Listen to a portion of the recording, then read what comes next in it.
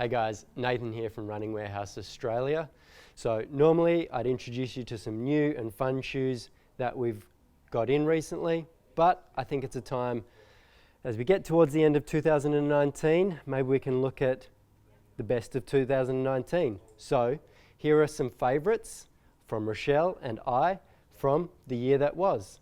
So without further ado, let's get into our favorite cushion shoe from 2019. Rochelle, ladies first. Cool. So my latest favorite shoe is the new Saucony Triumph 17. They've taken away the ISO upper, so it's just the 17 now, but it's 28% lighter. It's more bouncier, more softer, more responsive underneath the foot, but it's also got the crystallized rubber on the outer sole, slightly more durable, and they've changed the upper to be more comfortable and softer around the foot. Great shoe for the everyday runner. You could do your easy jog, some steady running in this, but yeah, keeping it to a neutral foot. Yeah, I do like that power foam as well. But for me, it's a late bolter. We've only just got it in the last couple of weeks. The New Balance 1080 V10. As I said, it's a late bolter. I've only just got it on, but I'm doing a lot of my easy runs in it. I'm doing a lot of my long runs in it. And for me, it's just really smooth underfoot as I'm running.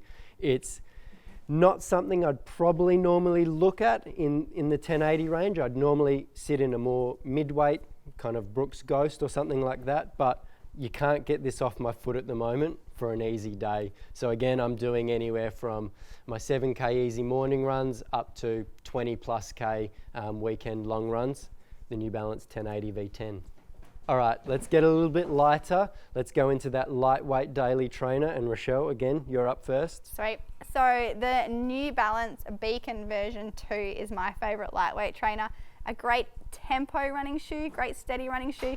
And if you're comfortable enough to run a marathon, great marathon shoe. What I like about it is the foam is really soft, really cushioned, but it's going to be responsive underneath the foot as well. Yep. Wholeheartedly agree. I do have a love affair with lightweight trainers, and I have a lot of them. So I've narrowed it down to two. It was tough. It was very tough. So for me, I'll go through them kind of separately.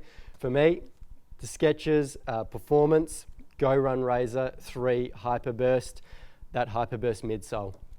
It keeps it really light. It keeps it responsive, and it's really versatile. So if you want to do some faster tempo work, it's really good for that, but it can also get out there and use it as your daily trainer as well.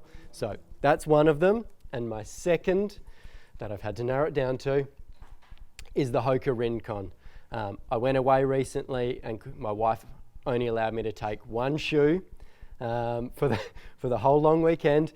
I took the Rincon because, again, if I want to pick up the pace, if I want to do a little bit of a faster tempo of a 10-15K, it handles that really well.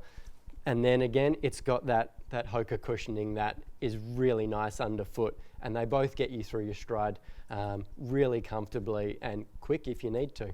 Okay, let's get racy. No, not like that. Let's talk some racing flats now. Rochelle, your favorite racing flat of 2019? Okay, this shoe kind of stuck out to me when I traveled to Japan earlier on in the year. The ASICS Tartheredge. It's fast, it's light, but with a more traditional look. Standing on the sideline of Shizuoka Marathon, I think I saw 50%, if not more, of the elite runners actually in this shoe. Looks amazing, love the Tiffany blue color, but it's got a really durable outer sole.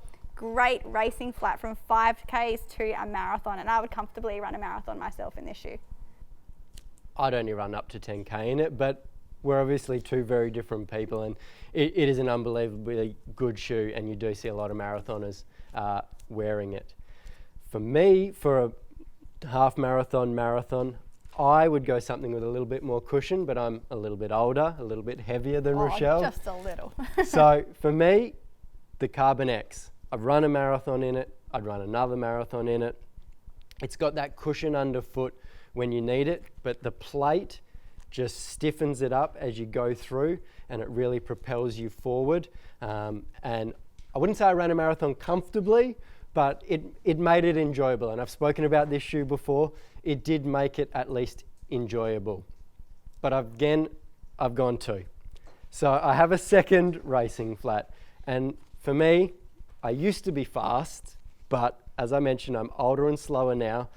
But when I want to reminisce about those days, the New Balance 5280, it's got fuel cell through it, so you get that nice cushion, just like you get out of the Carbon X there. It's got a carbon plate through it as well, so you get some really good stiffness. Now, I wouldn't take this anywhere past 5K. It's a really good 1500 to 5K shoe, but when I want to reminisce about my fast days, I can put this on and I get that nice speedy propulsion from the New Balance 5280. So last but not least, we're not going to leave out support shoes. Now, Rochelle and I both don't run in support shoes, No. but we've had a chat with the guys and girls that do here, and one of their favorites of 2019, they tell me, is the MIZUNO Inspire 15. Now, this shoe, it gives you some nice responsiveness, it gives you some nice cushioning in the heel, and if we flip it around to the medial side, you'll see that MIZUNO wave plate, which offers you that support, especially through landing. It's got a nice engineered mesh upper, it's a really comfortable fit, the guys and girls tell me. So, for a support shoe, 2019, the guys at Running Warehouse say, have a look at the MIZUNO Wave Inspire 15. So we've gone through our favourite shoes of 2019. You can leave a comment telling us what your favourite shoe of 2019 is. And as always, you can find all this and more at Running Warehouse Australia, runningwarehouse.com.au.